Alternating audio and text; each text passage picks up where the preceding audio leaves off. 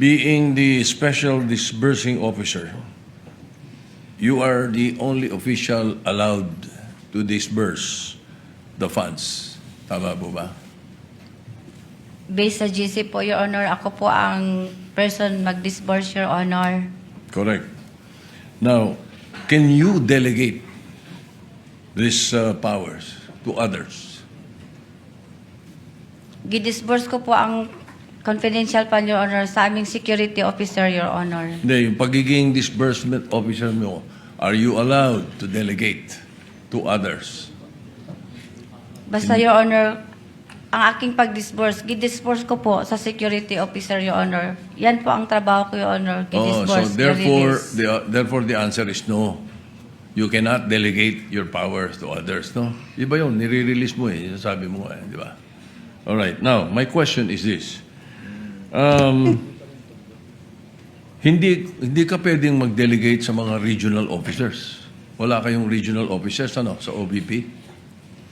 Wala kaming regional po, Your Honor. Yun. Kasi, in your utilization report submitted to Senate President Mig Subiri, you had 132 areas nationwide, yung activities within 11 days and even over the holidays. So, kanino nyo dinelegate itong 132 areas na nag-distribute kayo? Kung hindi ka pwede mag-delegate ng power, ikaw lang mag-isa.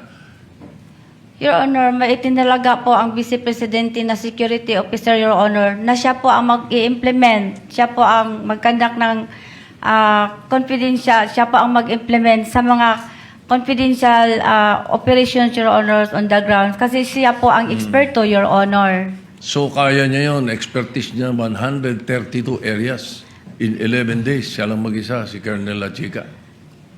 Hindi ko yan masabi, Your Honor, kasi ang alam ko lang, si Colonel La Chica po, ay siya po ang itinalaga na security officer, Your Honor, ng Office of the Vice President.